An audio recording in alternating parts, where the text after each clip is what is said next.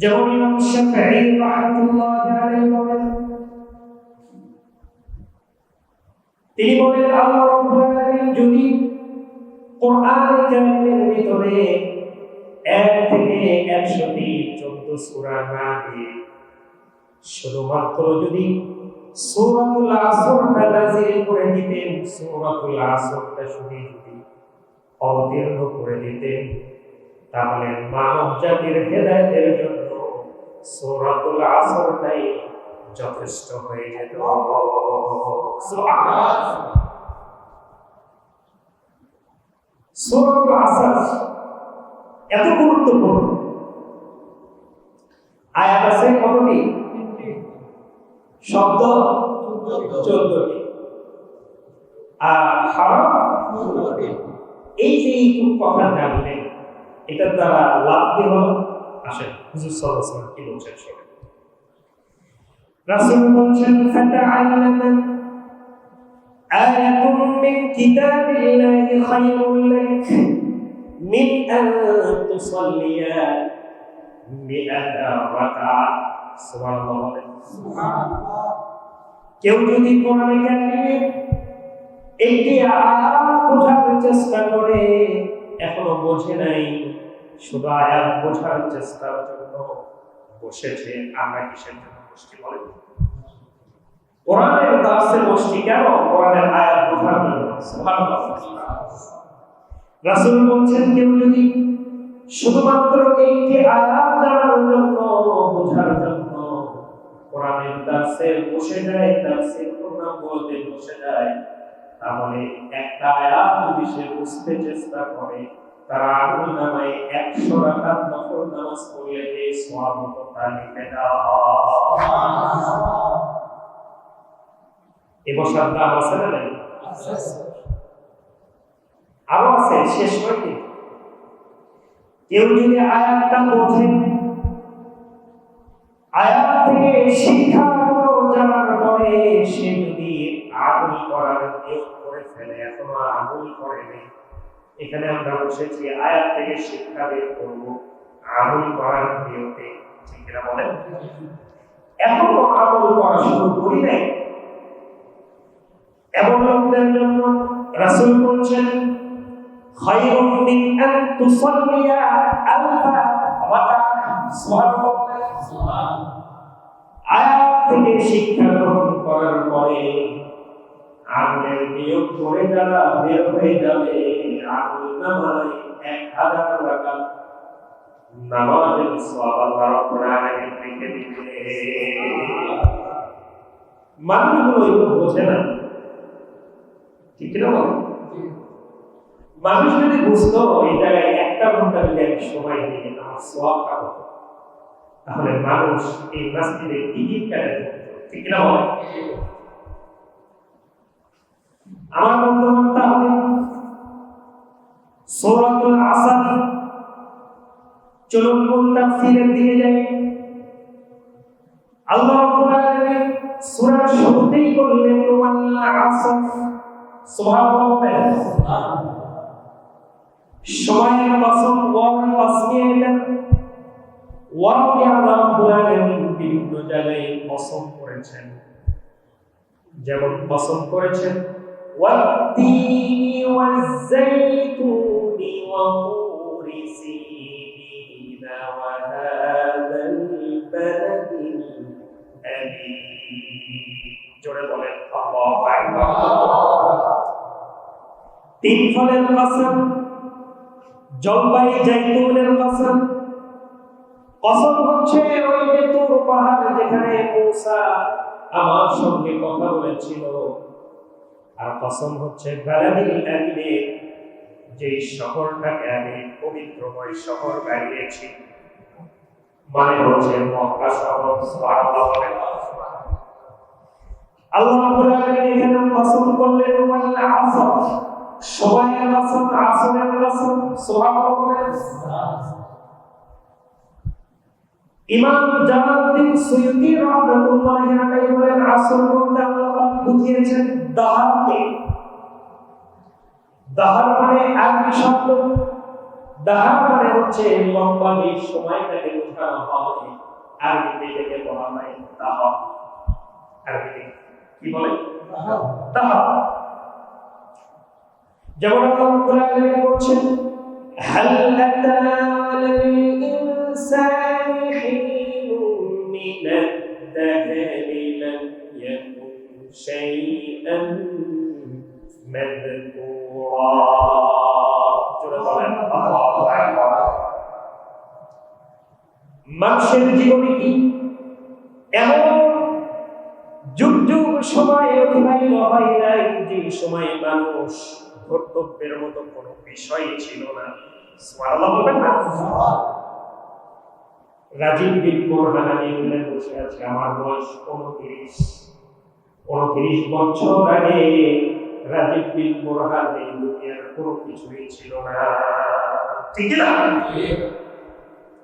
ঠিক তেমনই যার বয়স 15, যার বয়স 30, যার বয়স 50, আজ থেকে 50 বছর আগে তার কোনো অস্তিত্ব ছিল না। আল্লাহ বাদশাহই বলতেছে যে শোনো, দুনিয়া কিন্তু আজকের নয়, একটা মহাকাল পার হয়ে গেছে, যে মহাকালে তোমার কোনো অস্তিত্ব ছিল না। অতএব দুনিয়াতে অহংকার করা চলবে। তাহলে দাহাব মানে বোঝায় লম্বা সময়। এই আসর সম্পর্কে তাফসীরকাররা 3টা মত প্রকাশ করেছেন। এক নম্বর ইমাম সুয়ুতী বলেছেন এইটা হয়তো আল্লাহ পাক মহাকালকে বুঝিয়েছেন, দাহাব বুঝিয়েছেন। 2 নম্বর যে মত পাওয়া যায় তা হলো as-সাআ, আল্লাহ পাক বলে ভাই কিয়ামতকে বুঝিয়েছেন। 3 নম্বর যে মত পাওয়া যায় তাফসীরকারদের মাথার মতো রাইসুল মুফাসসিরিন আব্দুল্লাহ ইবনে আব্বাস রাদিয়াল্লাহু তাআলা আনহু বলেন, ওয়া ওয়াক্তুল বা'দা আয-যাওয়াল আশ-শামসু ক্বাবলা গুরুবিহা। আল্লাহ রাব্বুল আলামিন আসর বলতে ওই সময়টাকে বুঝিয়েছেন যখন কিনা সূর্য ঢলে পড়ে আর সূর্য ডোবার পর্যন্ত যে সময়টুকু পাওয়া যায়, অর্থাৎ আমরা যে সময় 4 রাকাত ফরজ নামাজ আসরের নামাজ পড়ি, এই সময়টাকে হযরত ইবনে আব্বাস বলছেন আল্লাহ পাক এই সময়টার পছন্দ করেছে। হযরত ইবনে আব্বাসের মতটাই আমার কাছে মনে হয় অধিক প্রিয়। সুবহানাল্লাহ। যেহেতু এখানে নামটাও এসেছে ওয়াল আসর, আমার বন্ধুগণ, আল্লাহ রাব্বুল আলামিন এই জন্যই আসরের নামাজের পছন্দ করলেন, কারণ আল্লাহ রাব্বুল আলামিনের কাছে আসরের নামাজটা দারুণ প্রিয়। রাসূল বলছেন, আল্লাযী তাফুতুহু সালাতুল আসর কাআন্নামা বিতিরা আহলুহু ওয়া মালাহু।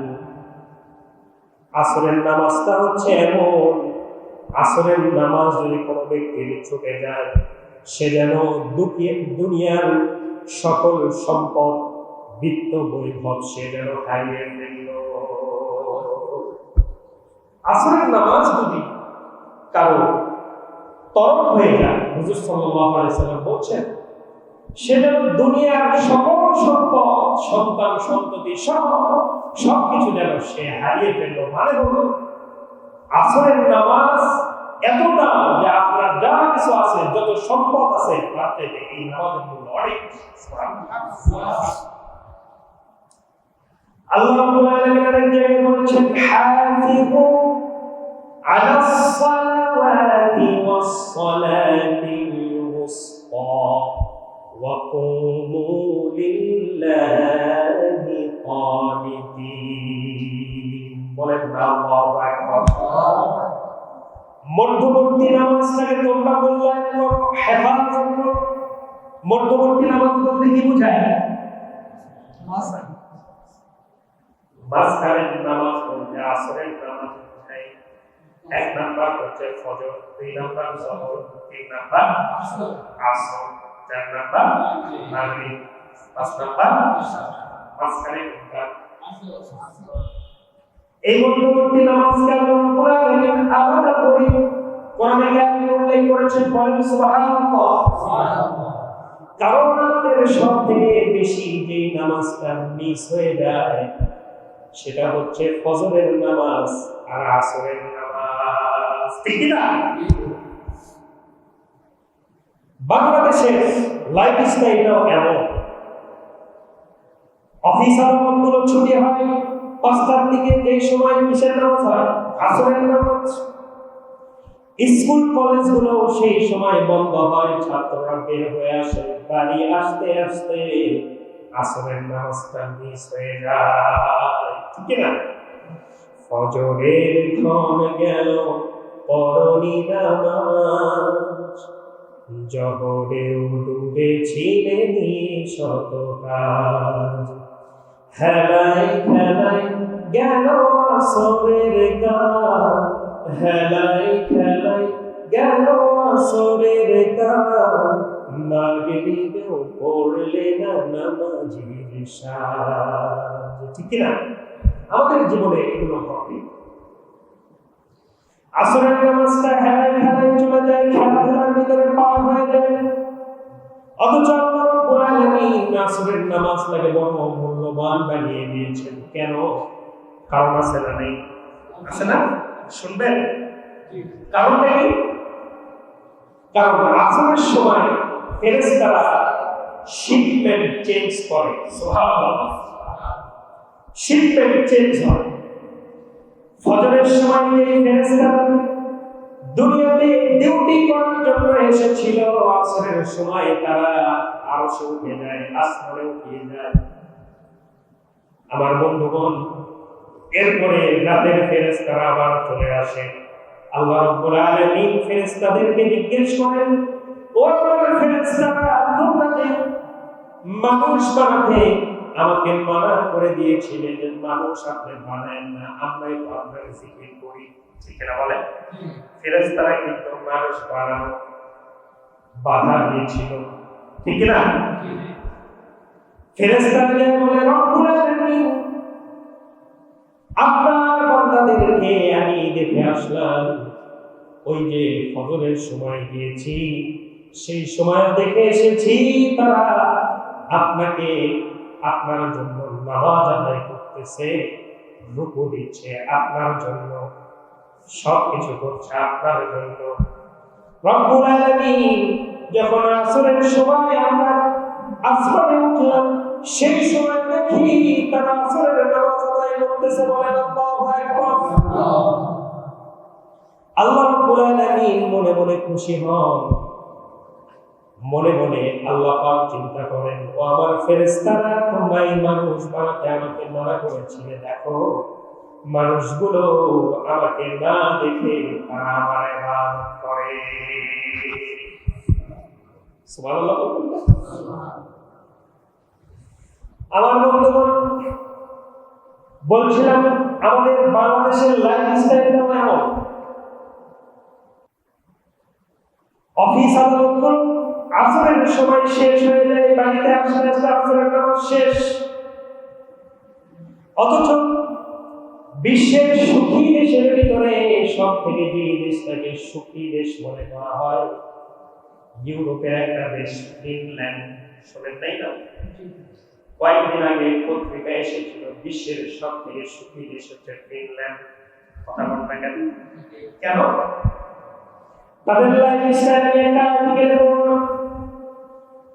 এত উন্নত মানের দেশ, আপনি অ্যাপসে বসে আপনি মার্কেট করবেন, মানুষ আসবে আপনার বাড়িতে, এমন নয় বরং তারা এমন একটা জিনিস তৈরি করে দিয়েছে মানুষের মতো, মানুষের হাতে রোবট, রোবটের হাতে সেই জিনিসটা, সেই বাজারটা তুলে দিবে আপনার বাড়িতে, এসে 2-3 কিলো কেটে রোবট এসে আপনাকে খাবার দিয়ে যাবে। এইরকম একটা দেশ ফিনল্যান্ড। আপনারা করবেন, তারা বিকেল 3টার ভিতরে সকল কার্যক্রম বন্ধ করে দেয়, বিকেল 4। সুবহানাল্লাহ। খ্রিস্টানরা হয়তো কোরআন মানতেছে না, কিন্তু কোরআনের যে কথা সেই কথা তারা পদ্ধতি করে ফলো করে, এই জন্যই তো তারা ঠিক না বলে। আর আমরা কোরআনকে কোরআনকে মানতে চাই না, কোরআনের লাইফস্টাইল আমরা ফলো করি না।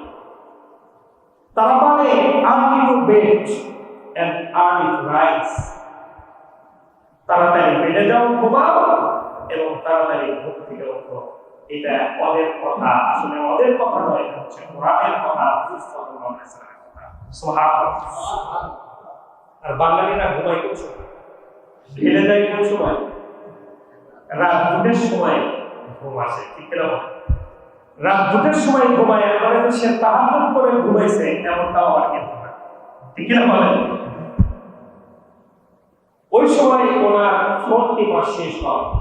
আমার যুবক ভাই এসব পরে রাত 10টার ভিতরে ঘুমায় গেল। ফজরে রাখতে ওঠো, তোমার যা স্বপ্ন আছে আল্লাহর কাছে বলো।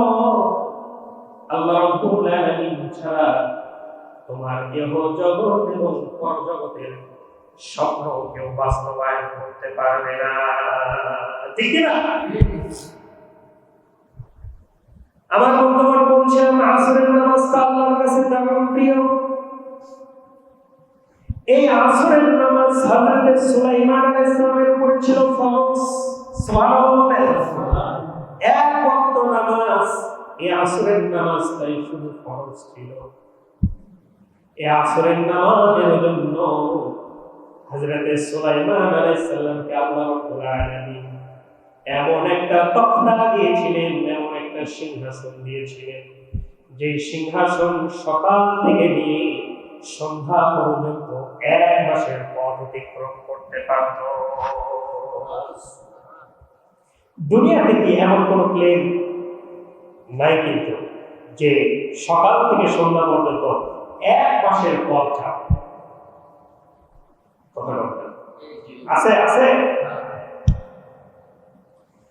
এই সুলাইমান আলাইহিস সালামের উপর আসরের নামাজটা ছিল ফরজ।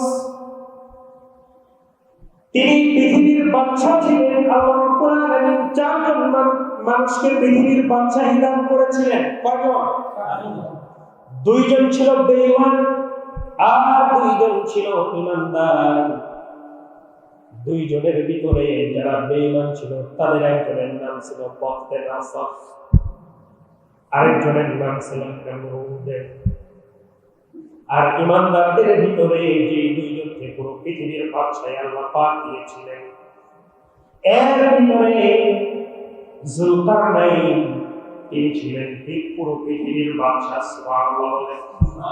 আর হযরত সুলাইমান আলাইহিস সালাম শুধু পুরো পৃথিবীর বাদশাহ নয়, বরং জিন পরি থেকে শুরু করে ছোট্ট পৃথিবীর বাদশাহ ছিলেন হযরত সুলাইমান। এই সুলাইমান আলাইহিস সালামের উপরে আসরের নামাজ ছিল ফরজ। বলবো নাকি? খারাপ লাগতেছে? তিনি তার রাষ্ট্রে একটি ঘোড়া দেখতে গেছেন। আমার রাষ্ট্রে এত বড় দেশ, রাষ্ট্রের ঘোড়াগুলো তিনি দেখতে গেছেন, চেক করতে গেছেন। রাষ্ট্রের ঘোড়াগুলো চেক করতে করতে সময় মাগরিবের সময় হয়ে গেল।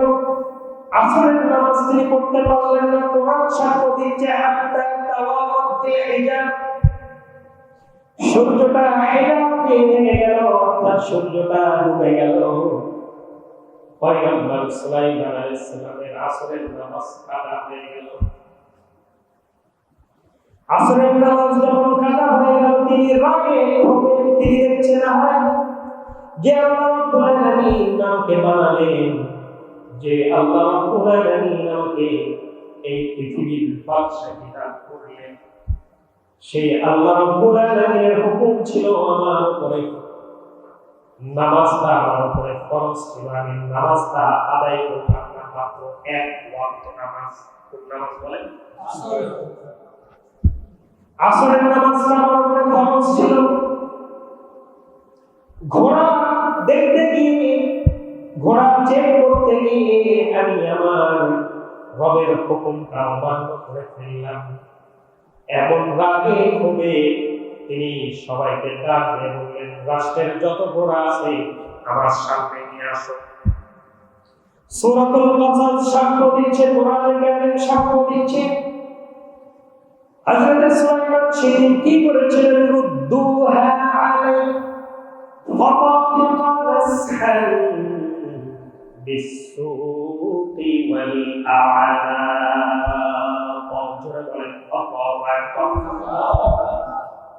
ঘোড়াগুলোর পায়ের রং আর গলার রংগুলো তিনি কেটে দিলেন। আসরের নামাজ কাজা হয়ে গেছে, এর আগেই হবে। পৃথিবী জুড়ে তার বিরুদ্ধে কথাবার্তা চলতে লাগলো যে বাদশা সুলাইমান নিজের রাষ্ট্রের ঘোড়াগুলোতে তার অনেক উপকার হতো। রাষ্ট্রের সামানগুলো এক দেশ থেকে আরেক দেশে যেত, এক স্টেট থেকে আরেক স্টেট চলে যেত, কিন্তু ঘোড়াগুলো সে সকল ঘোড়া মেরে ফেলল আসরের নামাজ কাজা হওয়ার জন্য। পুরো পৃথিবী জুড়ে তার বিরুদ্ধে অনেক কথাবার্তা চলতেছে, কেন সুলাইমান এই কাজ করলো, রাষ্ট্রের ক্ষতি করে ফেললো সে। এই সময় আল্লাহ রাব্বুল আলামিন জিবরাইল আলাইহিসসালামকে পাঠিয়ে দিলেন, ডাক দিয়ে বলতেছেন, শোনো সুলাইমান, আসরের নামাজ তুমি কাজা করে ফেলেছো, এই জন্য তুমি রাগে ক্ষোভে তোমার রাষ্ট্রের সকল ঘোড়াগুলো তুমি মেরে ফেলে দিয়েছো। পৃথিবী জুড়ে তোমার বিরুদ্ধে কথাবার্তা চলে, পৃথিবীর সকল মানুষও যদি তোমার বিরুদ্ধে চলে যায়, শুনে রাখো সুলাইমান, আমি আল্লাহ রাব্বুল আলামিন তোমার উপরে খুশি হয়ে গেছি। খুশি যদি আল্লাহ পাক, পৃথিবীর সকল মানুষ যদি আমাকে খারাপ বলে, তাতে আমার কিচ্ছু যায় আসে না, বলেন ঠিক কিনা? হযরত সুলাইমানকে আল্লাহ পাক বললেন, সুলাইমান শোনো, আসরের নামাজ তোমার কাজা হয়ে গেছে, আসরের নামাজের প্রতি তোমার এত মহব্বত, এই জন্য আমি আজকে 4টা পুরস্কার আমি তোমাকে দেব। কয়টা পুরস্কার জোরে বলেন? আরো জোরে, কয়টা? 4টা পুরস্কারের 1 নম্বর পুরস্কার হলো সুলাইমান কিয়ামতের কঠিন ময়দানে নামাজ তরফকারী পয়গম্বর হিসেবে আমি তোমাদের কিয়ামতের মাঠে উঠাতে চাই না। নামাজ কাজা করেছো, নবী হিসেবে নামাজ কাজা করেছে এমন পয়গম্বর দুনিয়ায় নেই। তুমি যে নামাজ কাজা করে ফেলেছো, কিয়ামতের কঠিন ময়দানে এটার জবাব আমার কাছে দেওয়া লাগতো। এই জবাব থেকে আমি তোমাকে মুক্ত করতে চাই। তোমার জন্য সূর্যটাকে আজকের দিনের জন্য আসর বানায় দিলাম। সুবহানাল্লাহ বলবেন না? সূর্যটাকে আসর বানায় দিলাম। আর 2 নম্বর পুরস্কার তোমাকে দিলাম, একটা সিংহাসন আমি তোমাকে দিয়ে দিলাম। বলেন আল্লাহু আকবার। এই সিংহাসনকে তুমি যা আদেশ করবে, এই সিংহাসনটাই শুনবে। আসরের নামাজ পড়ার ফলাফল দেখেন আমার বন্ধুগণ। ইধারতন্ত্র কোরআন তোমার অনুমত বানায় দিলাম। আল্লাহু আকবার। ইথার তরঙ্গের উপরে বিজনেস করে আমাদের সিম কোম্পানিগুলো কোটি কোটি টাকা আমদানি।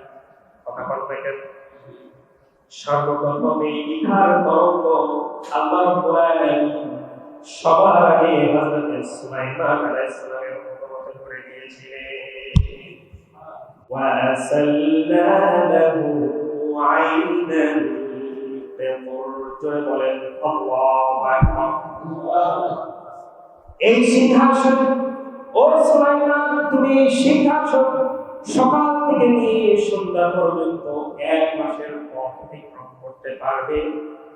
আর এই সিংহাসন দিয়ে সন্ধ্যা থেকে ফজর পর্যন্ত 1 মাসের পথ অতিক্রম করতে পারবে। অর্থাৎ 24 ঘন্টার ভিতরে এই জায়গায় যেতে ঘোড়া দিয়ে 2 মাস সময় লাগতো। ঘোড়াগুলো যেহেতু পেরে ফেলে দিয়েছো, তোমাকে এমন একটা সিংহাসন দিলাম, ঘোড়ার চাইতেও 200 গুণ বেশি গতি সম্পন্ন। আসরের নামাজ কি দেখো। 4 নম্বর, ডুবুরি জিনগুলো আমি তোমার অনুগত করে দিলাম। আল্লাহু আকবার। ওয়াশায়াতিন কুল্লা বান্নাইন যত দুবাই জিন আছে, ইঞ্জিনিয়ার, আর্কিটেক্ট জিন আছে, সকল জিনকে আমি তোমার অনুগত করে দিলাম। জিনদেরকে হযরত সুলাইমান আদেশ করেছিলেন, ও জিনেরা, আমার জন্য ঘরবাড়ি বানানোর দরকার নেই, সর্বপ্রথম আমার জন্য মসজিদ বানায় দাও। সুবহানাল্লাহ। যে মসজিদ নিয়ে আজকে কারাকারি চলতেছে, বাইতুল মুকাদ্দাস, বাইতুল আকসা, এটা সুলাইমান আলাইহিস সালামের বানানো, এটা ইমানদারদের জন্য, কিন্তু তারা আজকে এটা নিয়ে মারা নাই। আমার বন্ধুগণ, তাহলে আসরের কসম আল্লাহ করলেন, এই নামাজটা এই জন্য আল্লাহ পাকের কাছে দাওয়াত প্রিয়। একটা সময়ের কসম তিনি করলেন কেন?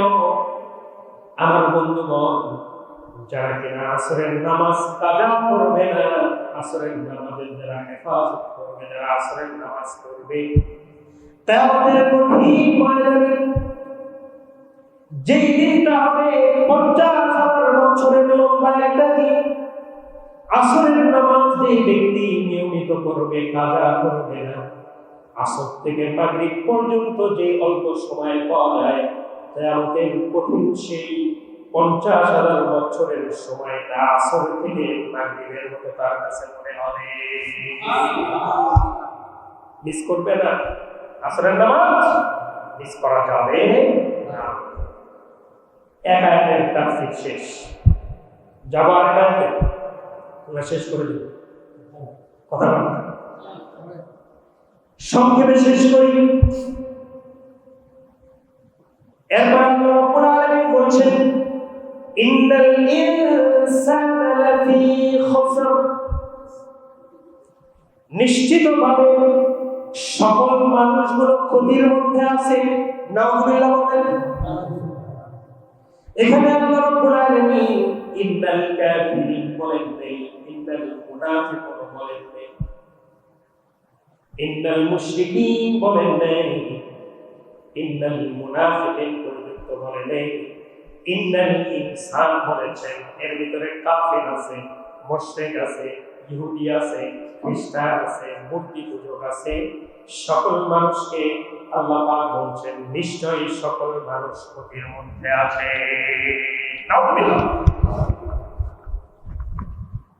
তবে বেঈমানদের ক্ষতি যেমন আমাদের ক্ষতি এমন তেমন নয়। সুবহানাল্লাহ।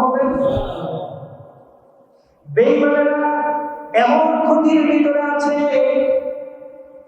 সেই ক্ষতিটা কোনদিন মানে এই ক্ষতিটা আমও যায় সাবাব জানে, সেই ক্ষতির মধ্যে তারা আছে। আর আমরা সেই ক্ষতির মধ্যে নেই। আল্লাহ পাক বলেন, শোনো, 4 ধরনের মানুষ এই ক্ষতি থেকে বাঁচতে পারবে। الذين آمنوا وعملوا الصالحات وتواصوا بالحق وتواصوا بالصبر। চলে বলেন আল্লাহু আকবার।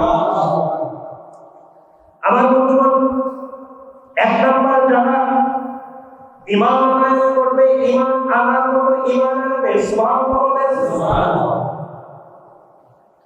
কেমন ঈমান আনবে? 3 জন পৃথিবীতে কালো মানুষ ছিল, তার ভিতরে একজন কালোর নাম হচ্ছে সাআদ আস-সালামি রাদিয়াল্লাহু তাআলা। দেখেন ঈমানের সংজ্ঞাটা নিয়েলেন, কেমন ঈমান আনতে হবে। হযরত সাআদ আস-সালামি এমন কালো মানুষ, মুখের ভিতরে পর্যন্ত বসন্তের দাগ, 8 মাস চেষ্টা করে বিবাহ করতে পারে নাই। হুজুরের কাছে এসেছেন, ইয়া রাসূলুল্লাহ, কাঁদতেছেন বসে বসে। হুজুর বলছেন, কাঁদো কেন সাআদ? বলে, ইয়া রাসূলুল্লাহ, আমি কালো মানুষ, এই জন্য কোন মেয়ের বাবা আমার কাছে নিয়ে দিয়ে দেয় না। সুবহানাল্লাহ বলেন। রাসূলের তো বিশুদ্ধ মানুষের এই কথাটা পর্যন্ত তাকে বলা যেত আল্লাহু আকবার বলেন। রাসূল বলছে, ও সাআদ আস-সালামি, কে বলেছে তোমার বিবাহ হয় না? আজকে এই মদিনার সব থেকে সুন্দর নারীর সঙ্গে আমি তোমার বিবাহের প্রস্তাব দিয়ে দিব। যাও অমুক বাড়িতে যাও, যে বিয়ের প্রস্তাব দাও। আমার কথা যে আমার পক্ষ থেকে প্রস্তাব এসেছে। মেয়ের বাবাকে গিয়ে বললো, মেয়ের বাবা ডিনাই করলো, ইগনোর করলো। হযরত সাদ আস-সালামি চলে আসলেন, এসে বলছেন, ইয়া রাসূলুল্লাহ, আপনি যে মদিনার সব থেকে সুন্দরী মেয়ের বাবার বাড়িতে আমাকে পাঠিয়েছিলেন, সে তো আমার বিয়ে মানবে না। এরপরে দেখা গেল মেয়ের বাবা নিজেই দৌড়ে এসেছে রাসূলের কাছে, এসে বলতেছে, ইয়া রাসূলুল্লাহ, আমি বড় ভুল করে ফেলেছি। সাদ আস-সালামি যখন আপনার পক্ষ থেকে বিবাহের প্রস্তাব দিয়ে যায়, আমি মনে করেছিলাম আমার মেয়ে হয়তো এই বিবাহ মানবে না, সেই জন্য আমি তাকে বের করে দিয়েছিলাম। ইয়া রাসূলুল্লাহ, তাকে বের করে দেওয়ার পরে আমার মেয়ে এসে বলতেছে, রাসূল যে ছেলেকে আমার জন্য পাঠিয়েছেন, সেই ছেলেকে তুমি বিদায় করে দিলে কেন? সেই ছেলেকে দিয়ে আমার বিবাহ হতে আল্লাহু আকবার বলেন। বিবাহের বন্দোবস্ত হয়ে গেল। মেয়ের বাবাকে বলা হলো, যাও তোমার মেয়ের জন্য বাজার করে ফেলো, বিয়ের বন্দোবস্ত করে ফেলো। সাদ আস-সালামিকে ডেকে বললো, হুজুর ডেকে বলছেন, ও সাদ, তুমিও যাও, বাজারে চলে যাও, যে বইয়ের জন্য যা কিছু বাজারের দরকার পড়ে বিয়ের জন্য বিয়ের বাজার করতে যাও। সাদ আস-সালামি বলছে, রাসূলুল্লাহ, আমার কাছে কোনো টাকা নেই। সুবহানাল্লাহ বলতেন, টাকা নেই, তাহলে বিবাহ করতে যাও। ইয়া রাসূলুল্লাহ, আমার সুন্নাত এই জন্য করতে চাই। সুবহানাল্লাহ।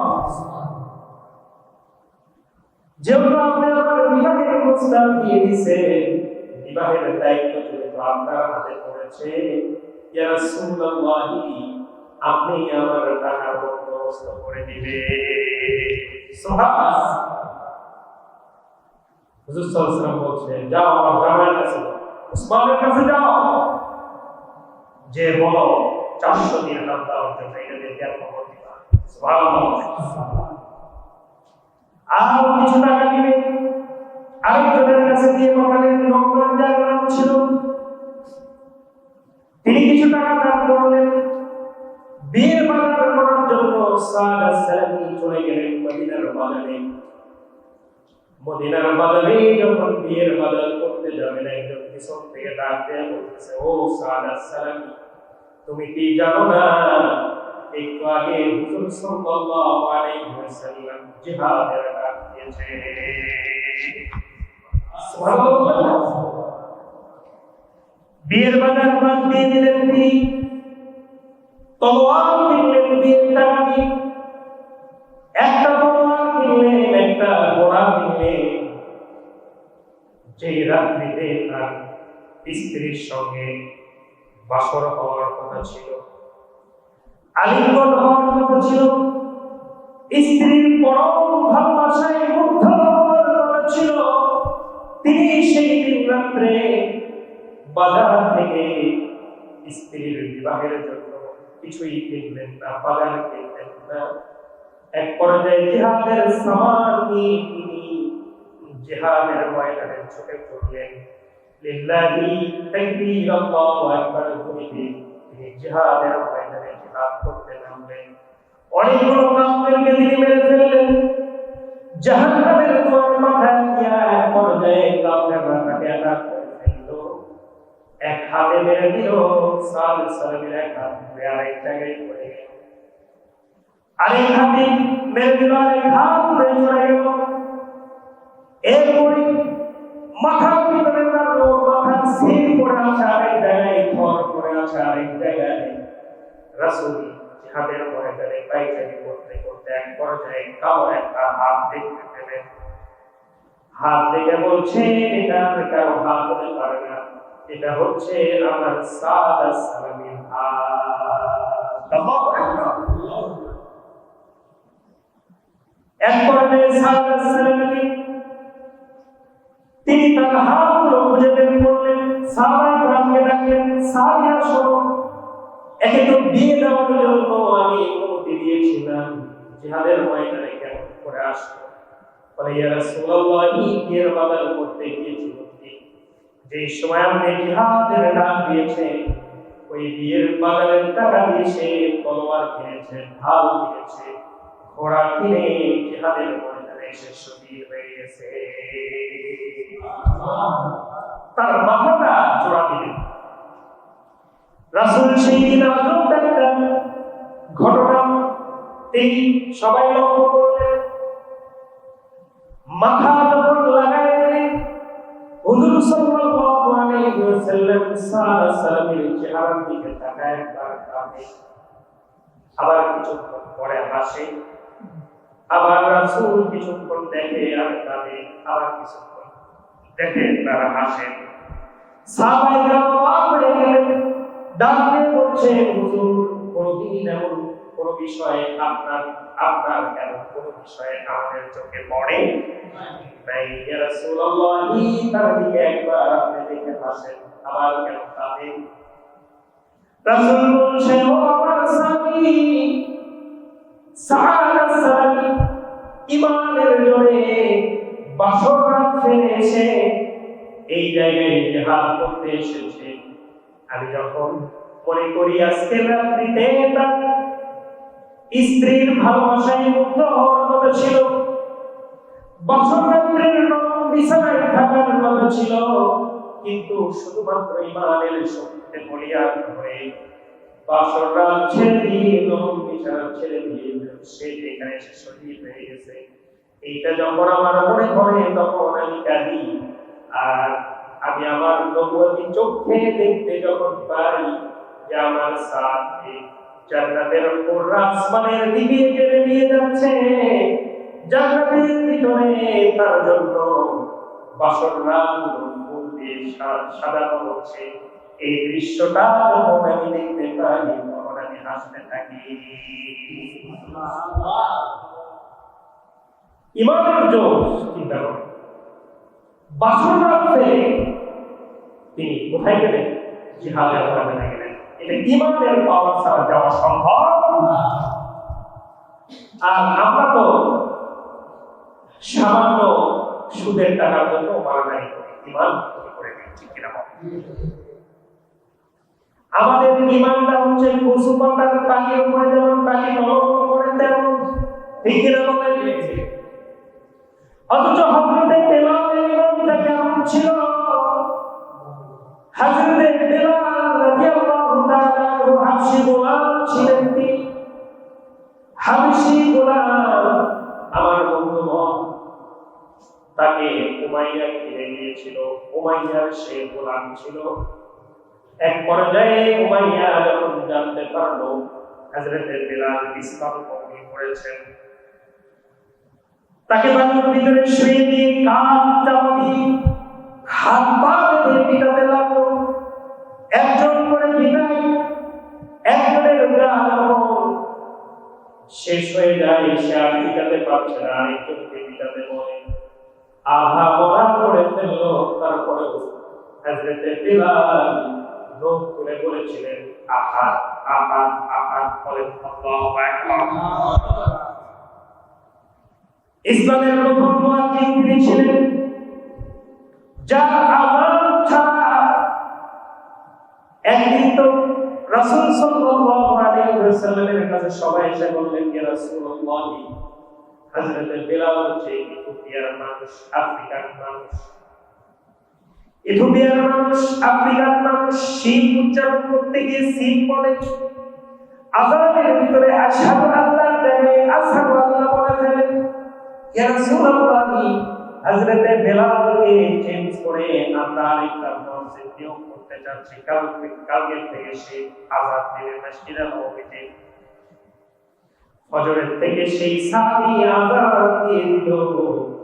রাসূল নামাজ পড়ানোর জন্য চলে আসলেন, কিন্তু দেখলেন সুবহে সাদিকের ওই সাদা রেখা আর বের হয় না। সুবহানাল্লাহ, সুবহে সাদিক বন্ধ হয়ে গেছে। জিবরাইল আমিন আসলেন, ইয়া রাসূলুল্লাহ, আজকে এই মসজিদে কে আযান দিল? কোন আযানের শব্দ আজ পর্যন্ত যায় নাই। আল্লাহু আকবার।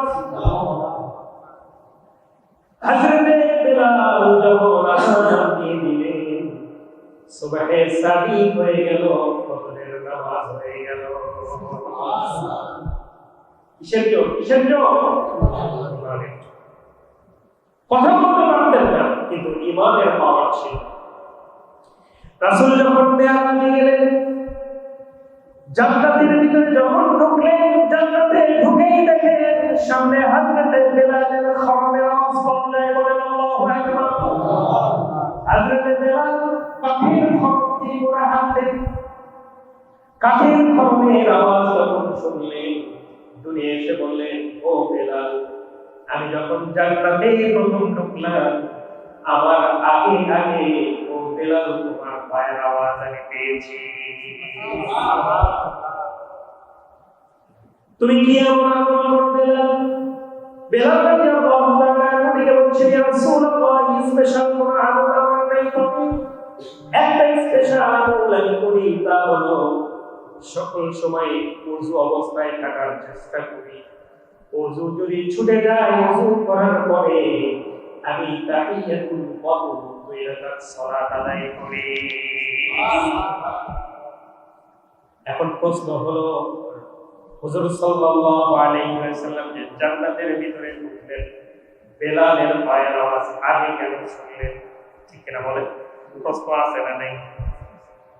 কারণ জান্নাতে অনুমোদন করা হবে মুহাম্মদুর রাসূলুল্লাহ সাল্লাল্লাহু আলাইহি ওয়াসাল্লামকে দিয়ে, তিনি আগে ডাক, সেইখানে কি করবেন?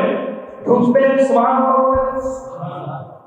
কিন্তু হযরত বেলালের আওয়াজ কেন আগে পাওয়া যায়? জিবরাইল নবী এসে বললেন, ইয়া রাসূলুল্লাহ, যখন আপনাকে জান্নাতের ভিতরে ঢোকার অনুমতি দেওয়া হবে, সেই সময় আপনি যে যানবাহনে করে জান্নাতের ভিতরে যাবেন, সেই যানবাহনের লাগামটা ধরে থাকবেন হযরত বেলাল। আর লাগাম যে ধরে সে পিছে যায় না, আগে যায়। সুবহানাল্লাহ বলবেন না? তাহলে হযরত বেলাল সর্বপ্রথম জান্নাতের ভিতরে যাবেন। সুবহানাল্লাহ বলেন। ইমানের এত পাওয়ার ছিল। আমার বন্ধুগণ, হযরত আসিয়া আলাইহিস সালাতু ওয়াস সালামের নাম জানেন না আপনারা? তার স্ত্রী ছিল ফিরআউনের স্ত্রী। এমন কঠিন সময় তিনি ইমানের বলিয়ান, ইমানের শক্তিতে বলিয়ান ছিলেন, যে সময় পৃথিবীতে হাতে গোনা কয়েকজন মাত্র ইমান মানুষ এনেছিল। সুবহানাল্লাহ। ফিরআউনের স্ত্রী। আমার বন্ধুগণ, ফিরআউন যখন জানতে পারল হযরত আসিয়া আলাইহিস সালাম ঈমান গ্রহণ করেছেন, এবং ফিরআউনের যে অর্থমন্ত্রী ছিলেন তার স্ত্রী আসিয়া আলাইহিস সালামের সঙ্গে ঈমান গ্রহণ করেছেন, এক পর্যায়ে ফিরআউন দুইজনকে ডেকে পাঠালেন। অর্থমন্ত্রীর যিনি স্ত্রী, যিনি ঈমান এনেছিলেন, তার কোলে একজন দুধের বাচ্চা ছিল। সুবহানাল্লাহ বলেন। ফিরআউন ডেকে বলছে, ও আসিয়া, প্রিয়তমা স্ত্রী আমার, সারা জীবন আমার সাথে তুমি থাকলে, আমি রব্বুকুমুল আলা, আমি নিজেই তো রব, তুমি আমার রব বানো, তুমি আমার কোন রব বানো? আমি তো নিজেই রব। আসিয়া আলাইহিস সালাম বললেন, শোনেন স্বামী আমার, আপনি আসল রব হতে পারেন না। আপনাকে যিনি বানিয়েছেন, আমাকে যিনি বানিয়েছেন, তিনি হচ্ছেন আমাদের আসল রব আল্লাহ। আমি সে আল্লাহর করে কিনেছি, ঈমান এনেছি। বলে, ও আসিয়া, তুমি যদি আমাকে ভালোবাসো, আমাকে রূহ করো, আমার উপরে কথা বলো। এক পর্যায়ে আমার বন্ধুগণ, আসিয়া আলাইহিস সালাম মাথা নোয়াতে কি বলেন না, শপথ বলেন না, কারণ এই মাথা একজনের সামনে নোয়াবো, তিনি কে? আরো বলে, তিনি কে? এক পর্যায়ে আসিয়া আলাইহিস সালামের স্বামী, ওই যে ফিরআউনের অর্থমন্ত্রী, তার স্ত্রীও যে ঈমান এনেছিল, তার কোলে একটা দুধের বাচ্চা ছিল। ফিরআউন কত কঠোর মানুষ ছিল, আপনারা সবাই জানেন। দুধের বাচ্চাকে সামনে বিশাল বড় একটা অগ্নিকুণ্ডের উপরে কড়াইয়ের উপরে তেল গরম ছিল। সঙ্গে সঙ্গে ওই দুধের বাচ্চাকে ওই তেলের ভিতরে ফেলে দাও। দুধের বাচ্চা জবান খুলে গেল, ডাক দিয়ে বলছে, মা ফিরআউনের কথা শোনো না, ফিরআউনের উপরে ঈমান এলো না মা, এটা অগ্নিকুণ্ডের উপরে উত্তপ্ত কোনো এই তেল নয়, বরং এইটা হচ্ছে জান্নাতের স্রোতধারা নদী। এটা হচ্ছে জান্নাত।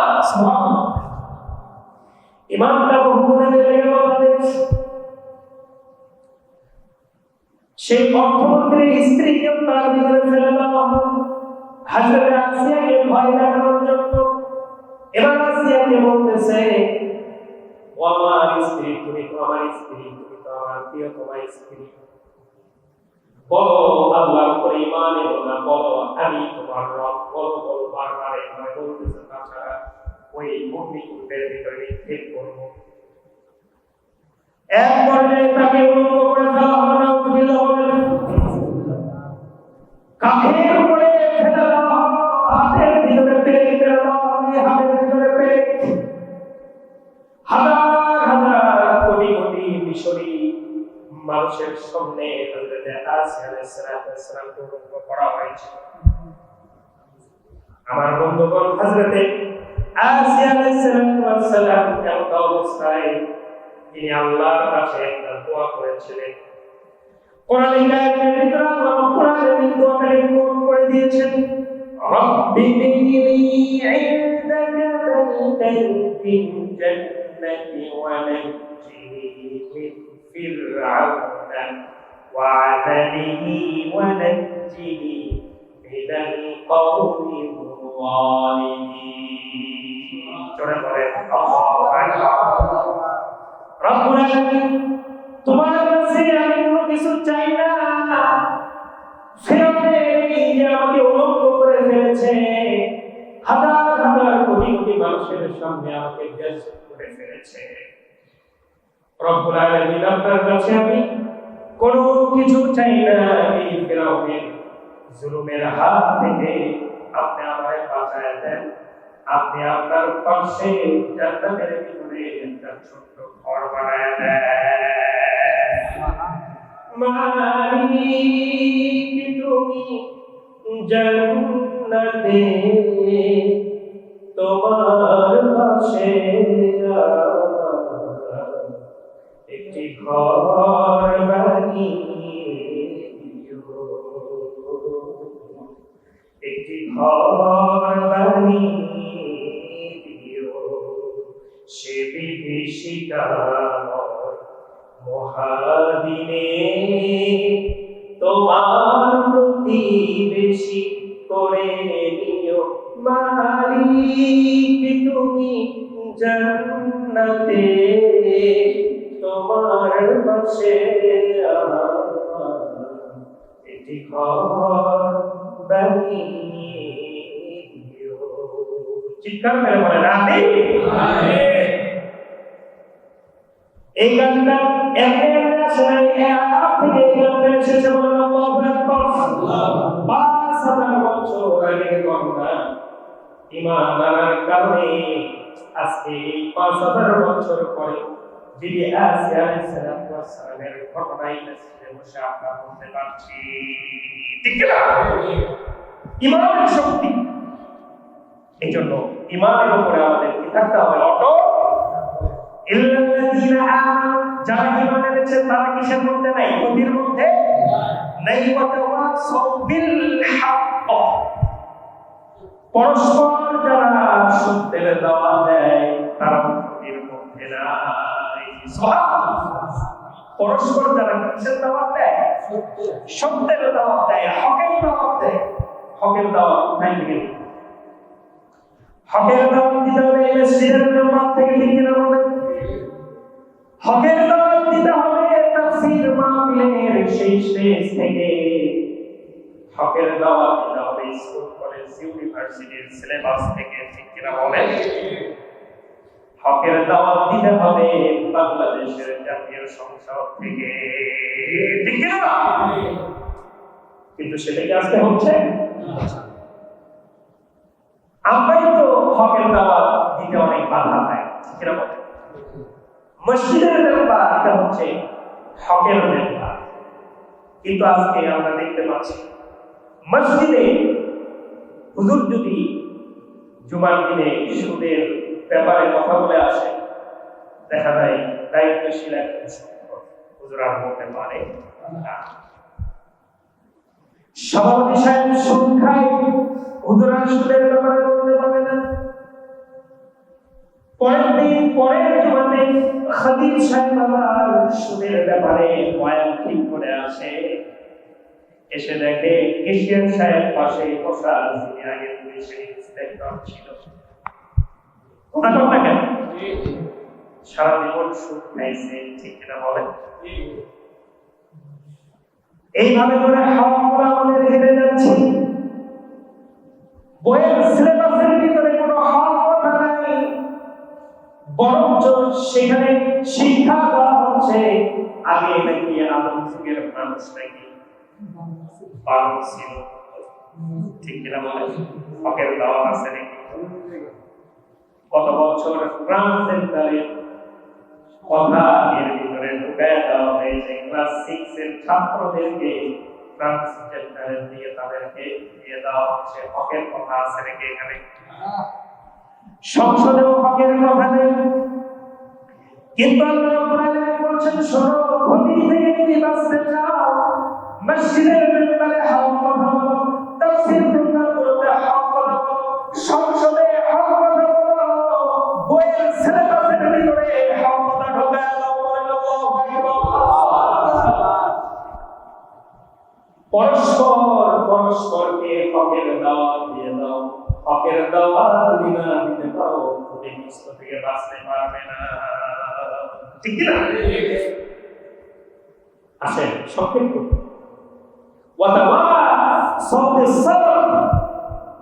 পরস্পর ধৈর্য ধারণ করো। সুবহানাল্লাহ। পরিবারের ভিতরেই তো ধৈর্য নেই, ঠিক না? বউ যদি সামান্য তেল কম দেয়, তরকারির ভিতরে তেল কম হয়েছে, স্বামী এটা মানতে পারে না, লবণ কম হয়েছে, ধৈর্য ধারণ করতে পারে না, ঠিক না বলে? আবার যদি সিএনজিতে ওঠে, সিএনজি আলাদাও ধৈর্য ধারণ করতে পারে না। বাসে যদি ওঠেন, ঢাকায় যদি যান, গাবতলীতে বাস থাকবে, তার আগে যদি আপনি নামতে চান, চলন্ত বাস থেকে আপনাকে নামায় দেওয়া হয়। কথা বলতে গেলে সারা সাগরে এমন জায়গায় যাবেন, আপনি তারা উঠে আসেন, ঠিক না? ধৈর্য ভালো আছে না নাই? কেন একজন মানুষ সেখানে নামবে, বাসটা 1 মিনিট দাঁড়াও, 1 মিনিট যদি বাস দাঁড় করায়, অন্য অন্য যাত্রীরা গাড়ি, ঠিক না বলে? ধৈর্যের অভাব সম্মুখে আমাদের আছে না নেই? ধৈর্যের মহাবাহার ছিলেন একজন পয়গম্বর, যার নাম হচ্ছে ইব্রাহিম আলাইহিস সালাম। 5 মিনিট বলবো তার কথা? বলবো? হ্যাঁ, শুক্রবার আছে, কাল বলবো, ঠিক আছে? আমার বর্তমান হযরত আইয়ুব আলাইহিস সালাম ধৈর্য ধারণ করেছেন। আইয়ুব আলাইহিস সালাম এমন একজন পয়গম্বর ছিলেন যার কিনা 11,000-এরও বেশি গাধা ছিল, ঘোড়া ছিল, উট ছিল, দুম্বা ছিল, গবাদি পশু ছিল। সুবহানাল্লাহ। 11,000 জাতির রকম সম্পদ আছে, সে গরিব না বড়লোক? বড়লোক না? বিশাল ধরনের মালিক তিনি। তখন তার স্ত্রী সংখ্যা ছিল 99 জন। বলেন আল্লাহু আকবার। এখন আপনি আবার বলবেন, হুজুর আপনার কয়টা বউ? আইয়ুব আলাইহিস সালামের তো অনেকগুলো বউ ছিল। সেই সময় অনেকগুলো বিয়ে করা যেত, সমস্যা ছিল না। কারণ মানুষ অনেক বছর বাঁচত সেই সময়, 1000 বছর, 16 বছর, 1600 বছর বাঁচত। 99 টা তার স্ত্রী,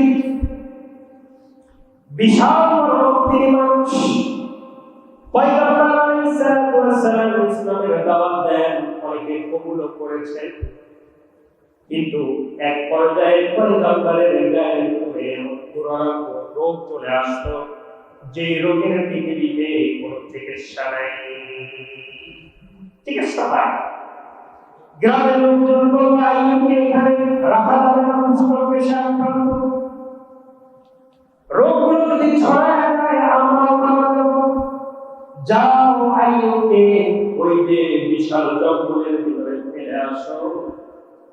বিশাল জঙ্গলের ভিতরে ফেলে দেওয়া হলো। এরকম করে স্ত্রীর ভিতরে সবাই তাকে ডিভোর্স দিয়ে দিল। একজন স্ত্রী ছিল বিবি রাহিমা, সুবহানাল্লাহ বলবেন না? রাহিমা স্বামী এত খেদমত করেছেন, পৃথিবীতে আমার স্ত্রীর আর একটাও নাই, বলেন আল্লাহু আকবার। রাহিমা তিনি চিন্তা করলেন, আমার স্বামী আমার জীবনে সবকিছু, স্বামীকে যদি আমি সন্তুষ্ট করতে পারি আল্লাহর জান্নাত আমার জন্য ওয়াজিব হয়ে যাবে। সুবহানাল্লাহ। আমার মেয়েরা থাকলে এখানে ভালো হতো।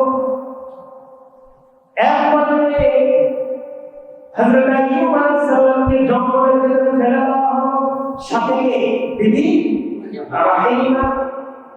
তিনি চিন্তা করলেন, তাহলে আমার স্বামীর কুষ্ঠ রোগ, এই রোগটা এক পর্যায়ে মুখ পর্যন্ত চলে গেল। আল্লাহর কাছে তিনি দোয়া করলেন, রব্বুল আলামিন, এই মুখ দিয়ে আমি তোমার নাম বলি, ও রব্বুল আলামিন, সারা শরীর আমার ঘায়ে নষ্ট হয়ে গেছে, মুখটাতে ঘা দিও না, তোমার আল্লাহর নামে জিকির করতে বড় কষ্ট হয়ে যাবে। 18 বছর রোগ সহ্য করলেন। স্ত্রীও এক পর্যায়ে চিন্তা করলেন, আর কত?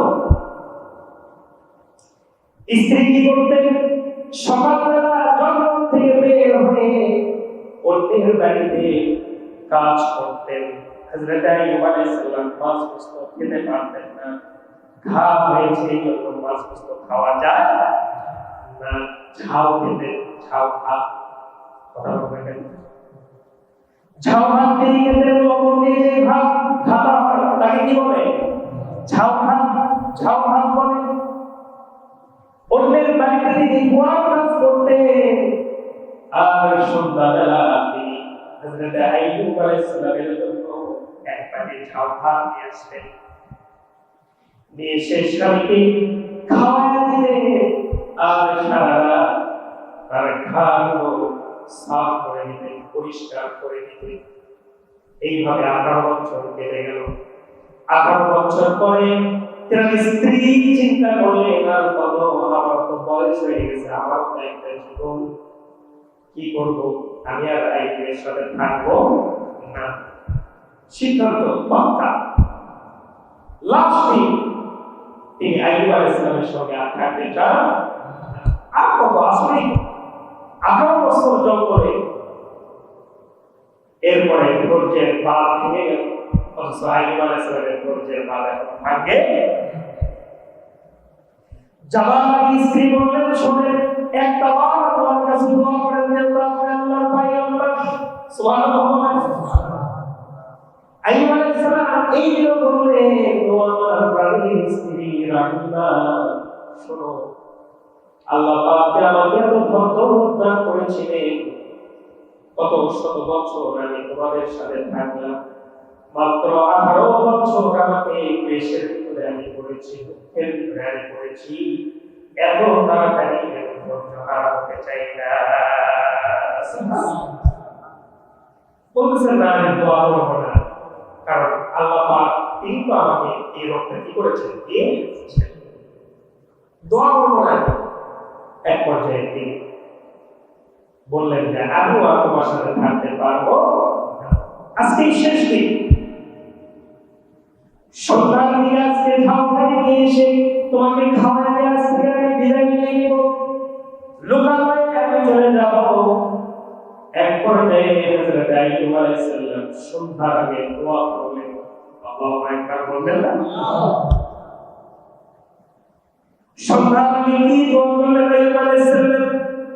কোরআনে সূরা কোরআন রব্বুল আলামিন লিখে রেখে দিলেন ওয়া আইয়ুবা ইয নাদা রাব্বাহু আন্নী মাসানিয়া الضر وأنت أرحم الراحمين الله أكبر বললেন না আল্লাহ আমাকে ভালো করে দাও কি বললেন দেখেন কত সুন্দর দোয়া আইয়ুব আলাইহিস সালাম রব্বুল আলামিন তুমি তো সবচাইতে বড় দয়ালু আল্লাহু আকবার আর দেখো আমি তোমার আল্লাহ আমি তোমার বান্দা আমি বড় দুঃখ কষ্ট ক্লেশের মধ্যে পড়ে আছি তুমি তো দয়ালু আমার উপরে তো দয়া করো সুবহানাল্লাহ শেষ দিন স্ত্রী যেদিন বের হয়ে যেতে যাচ্ছেন সন্ধ্যার আগে দোয়া করলেন আল্লাহ রাব্বুল আলামিন জান্নাত থেকে একটা পানির ফোয়ারা বের করে দিলেন আইয়ুব আলাইহিস সালামকে বললেন ওই পানির ফোয়ারাতে তুমি গোসল করো হযরত আইয়ুব আলাইহিস সালাম পানির ফোয়ারাতে যখন গোসল করলেন 18 বছর আগে যেমন যুবক মানুষ ছিলেন তেমন যুবক হয়ে গেলেন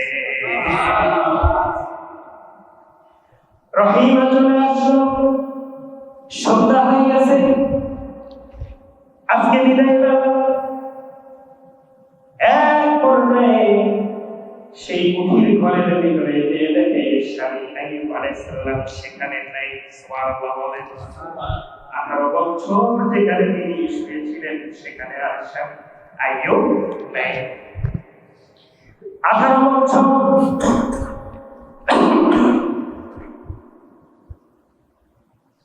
এই জঙ্গলের ভিতরে থাকতে থাকতে জঙ্গলের বাঘগুলো তাদের বন্ধু হয়ে গেছে সুবহানাল্লাহ বলেন জঙ্গলের সাপগুলো তাদের কথা বোঝে এরপরে স্ত্রী আইয়ুব আলাইহিস সালামের স্ত্রী বাঘদেরকে ডাক দিয়ে বলছে ও বাঘ ও সাপ তোমরা কি জানো আমার আইয়ুব যেখানে ছিল আমার আইয়ুব আজকে কোথায় গেছে তোমরা কি তারে শেষ করছো নাকি বাঘ বলে না মাথায় এরকম করে বলে না সাপও মাথায় এরকম করে বলে না সবার ভিতরে একটা খুশি খুশি ভাব আল্লাহু আকবার বলে কারণ পয়গম্বরের দেহ তো বাঘের জন্য হারাম সাপ দংশন করাটাও হারাম সুবহানাল্লাহ বলে এই জন্য বাঘ এতদিন খায় এই সাপ সবল পারে না ইসলাম করেনি আমার বন্ধুগণ একবারে আইয়ুব আলাইহিস সালামের স্ত্রী তিনি খুঁজতে খুঁজতে একটা গাছের আড়ালে দেখেন একটা সুন্দর যুবক দাঁড়িয়ে আছে তিনি শাড়ি দিয়ে মুখখানা ঢাকলেন পর্দা করলেন পর্দাটা ফরজ ঠিক কিনা বলেন এরপরে স্ত্রী জিজ্ঞেস করছেন এই যে যুবক তুমি এই যে আমার কুঠির ঘরের ভিতরে আমার স্বামী আইয়ুব ছিল তুমি কি তাকে চেনো নাকি হযরত আইয়ুব আলাইহিস সালাম বলতেছেন আমি তোমার সেই হিরো আমি তোমার দাইও সুবহানাল্লাহ এই পানি দিয়ে গোসল করো তার স্ত্রী গোসল করলেন 18 বছর আগে যেমন ছিলেন তেমন হয়ে গেলেন আল্লাহু আকবার বলেন ধৈর্যের ফলাফল পেয়ে গেলেন সেই দিন গোধূলি বিকেল বেলা শেষ করে সন্ধ্যার দিকে তারা 3 রাকাত নামাজ শুকরিয়া আদায় করেছিলেন আল্লাহ পাকের কাছে এত সুন্দর এই 3 রাকাত নামাজটা ছিল উম্মতে মুহাম্মাদের জন্য ওই 3 রাকাত নামাজটাকে মাগরিবের নামাজ বানিয়ে দিয়েছে সুবহানাল্লাহ ওয়া তাওয়াসাউ বিস-সাবর ধৈর্য ধারণ করতে হবে পরস্পরকে ধৈর্যের উপদেশ দিতে হবে পারবো তো ইনশাআল্লাহ এক নম্বর কাজ ঈমানটাকে দৃঢ় করব 2 নম্বর কাজ হচ্ছে পরস্পর হকের দাওয়াত দেব আমলে সালেহ করব এরপরে হচ্ছে 4 নম্বর হচ্ছে ধৈর্য ধারণ করবো, জোরে বলি ইনশাআল্লাহ। আল্লাহ রাব্বুল আলামিন যেন আমাদেরকে এই সূরা আসরের শিক্ষাটা গ্রহণ করে তা বাস্তবায়ন করার তৌফিক দান করেন। সবাই চিৎকার দিয়ে বলেন আল্লাহুম্মা আমিন।